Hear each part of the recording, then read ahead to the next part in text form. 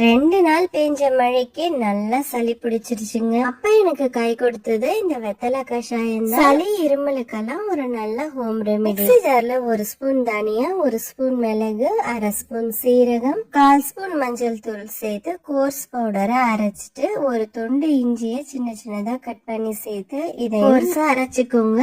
இடிக்கல் இருந்தா அதுல தட்டி கூட சேர்த்துக்கலாம். ஒரு வெசல்ல 2 கப் தண்ணி நம்ம அரைச்ச பொடி சேர்த்துக்கோங்க.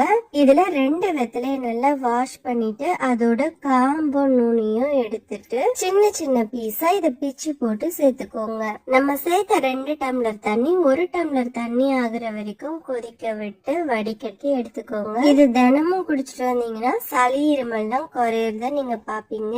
இதே வெத்தலை யூஸ் பண்ணி இன்னொரு ரெமெடியும் சொல்றேன். காம்பும் நுனியும் கட் பண்ணிட்டு அதுல ஒரு ஏலக்காய், 2 கிராம்பு, 1/2 ஸ்பூன் சீரகம், 1/2 ஸ்பூன் மிளகு சேர்த்து இத நல்லா மடிச்சு நம்ம வாயில கடவா பல்லுக்கு நடுவுல வச்சுட்டோம்னா உமிழ்நீர் சுரக்கும் போது இதுல இருக்கிற மெடிசினல் வேல்யூஸ்லாம் நமக்குள்ள போகும். கடைசியா மிச்சமாகிற சக்கையை துப்பிடுங்க. இதுவும் கோல்டுக்கு சூப்பரான ரெமிடி தான். கண்டிப்பா ட்ரை பண்ணி பாருங்க. தேங்க்ஸ் ஃபார் வாட்சிங்.